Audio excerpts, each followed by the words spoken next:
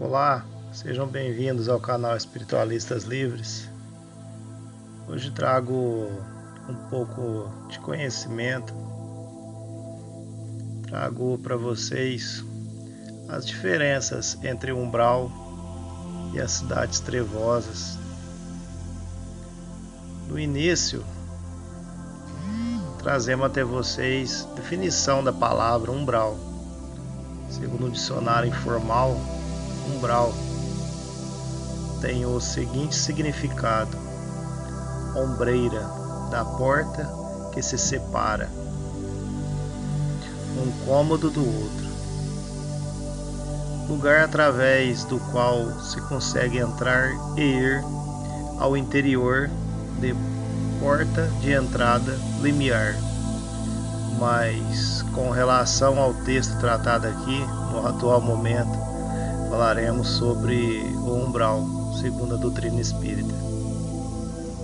No livro Nosso Lar, Chico Xavier,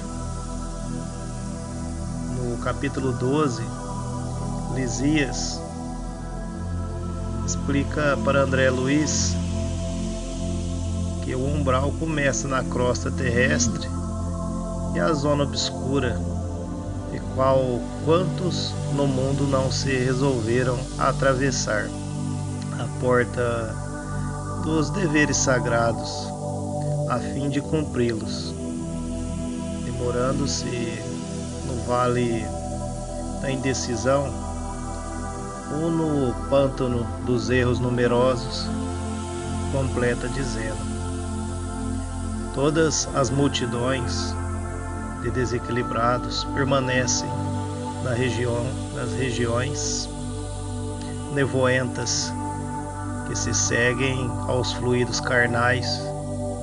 Então, sendo assim, o umbral funciona, portanto, como região destinada ao esgotamento de resíduos mentais, uma espécie de zona purgatorial, onde se queima a prestações o material deteriorado das ilusões que a criatura adquiriu por atacado, menosprezado ou sublime ensejo de uma existência terrena.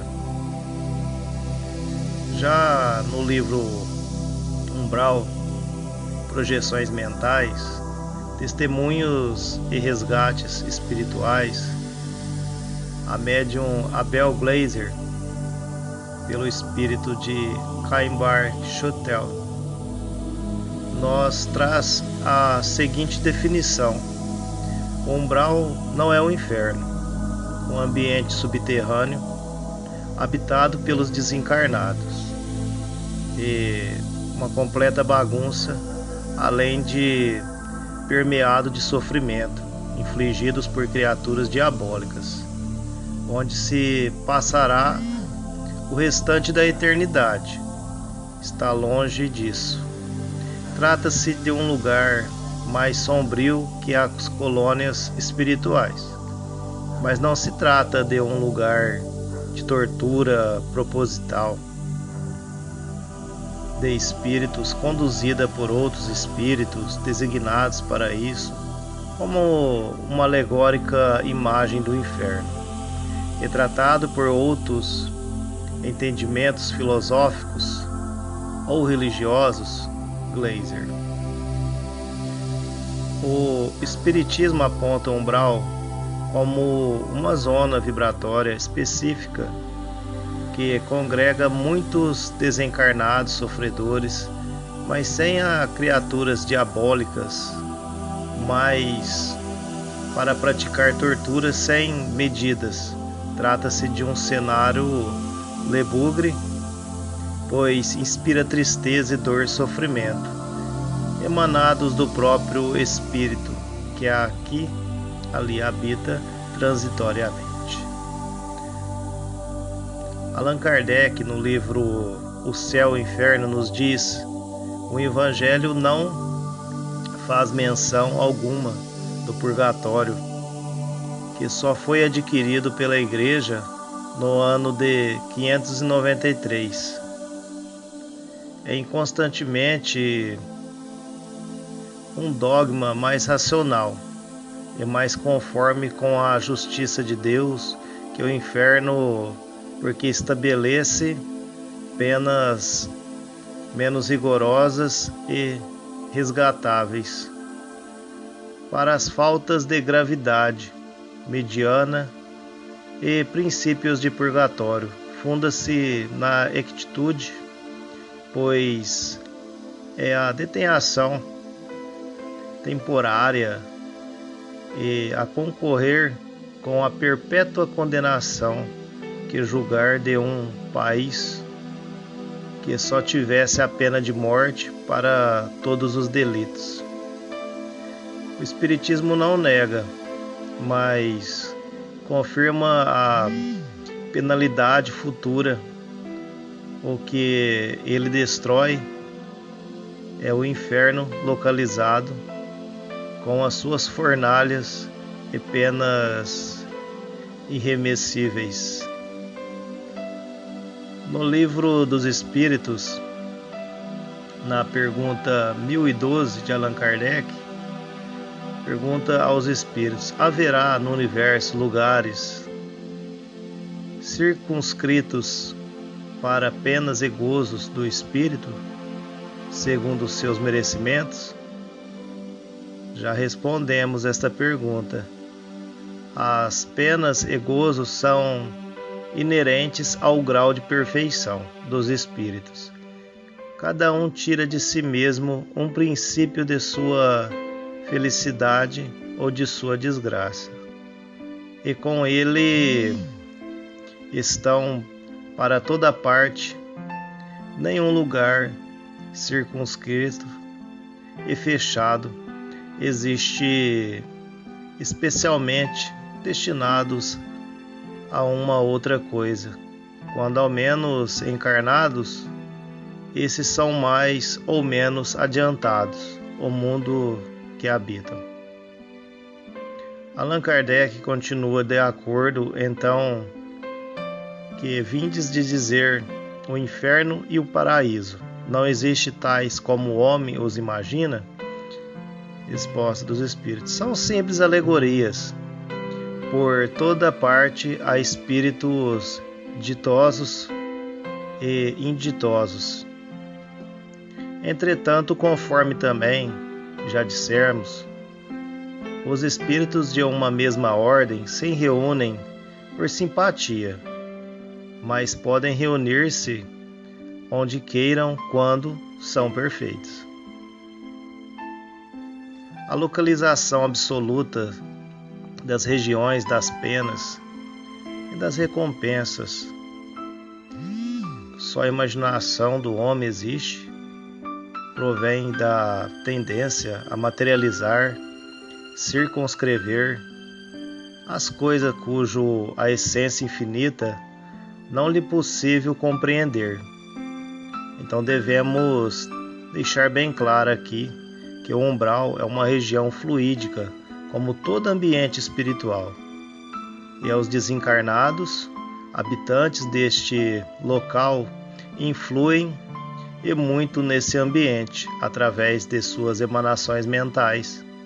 Muitas das vezes, em desequilíbrio, devemos deixar claro também que não ficarão neste lugar para sempre, mas o tempo suficiente para se depurar de toda sujidade trazida da encarnação em que viveram de um modo arbitrário anteriormente, principalmente tratado dos seus fluidos mentais e do seu perispírito.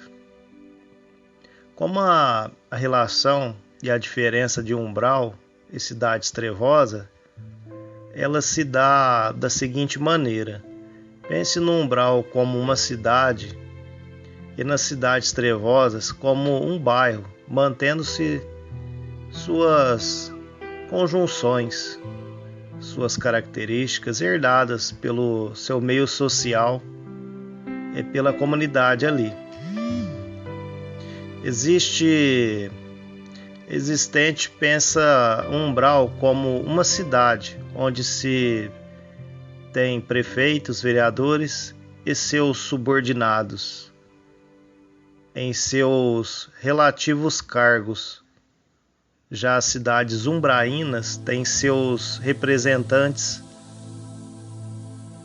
aqueles que são responsáveis para que tudo corra bem e dentro da ordem estabelecida pelos elos maiores, e quem deve obediência. Vemos aqui então que é muito assemelha a uma cidade do plano físico. Em Guerra no Além, interação entre os dois planos da vida, Glazer.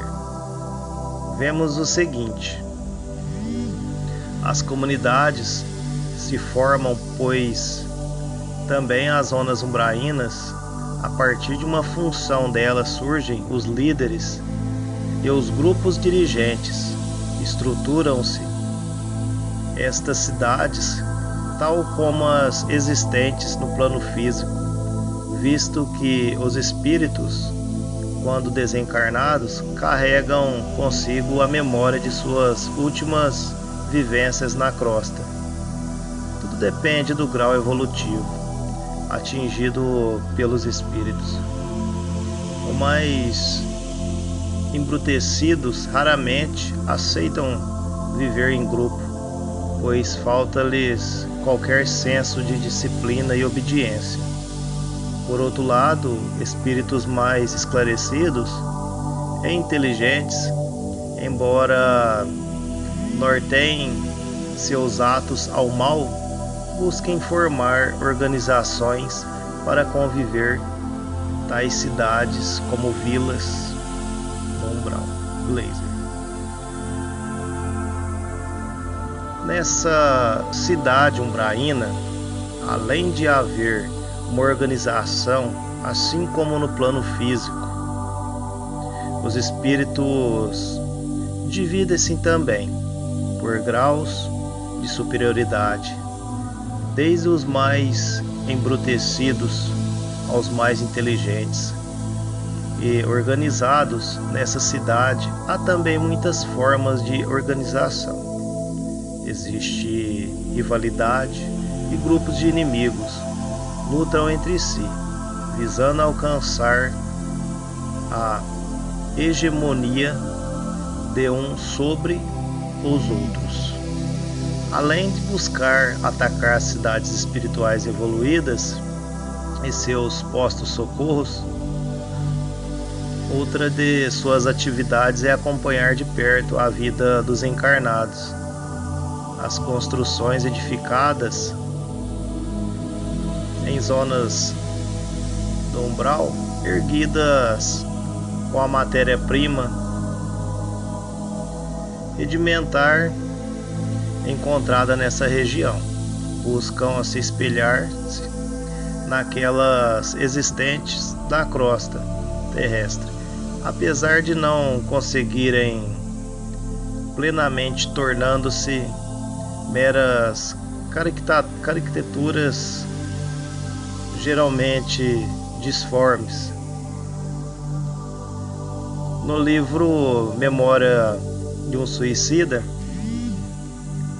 Pereira, 1988, a médium Ivone do Amaral Pereira, através de um relato do espírito de Camilo, vem nos relatar um pouco sobre a vibração e a força mental de elementos primordiais para se criar no ambiente, e as cidades umbraínas ou espíritos comunicantes relata que cada um de nós vibramos violentamente e retendo as forças mentais, o momento atroz em que nos suicidamos, criamos os cenários de respectivas cenas que viveremos em nossa derradeiras momentos de homens terrestres,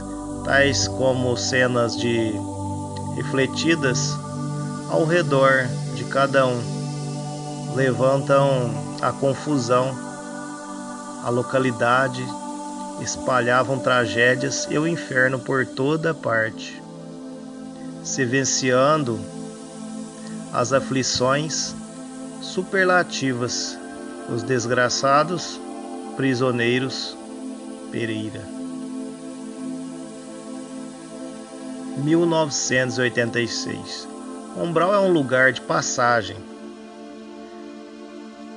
Lembramos que só os suicidas vão para o umbral. É como já dissemos anteriormente, para lá irão todos aqueles que tenham necessidade de se depurarem, se limparem, aumentarem as suas vibrações e assim se tornarem mais leves, para a partir desse ponto serem socorridos pelas equipes espirituais e receberem os tratamentos necessários de suas chagas causadas por eles mesmos, através de suas ligações mentais e depuradas. Espero que tenham gostado. Uma boa noite a todos.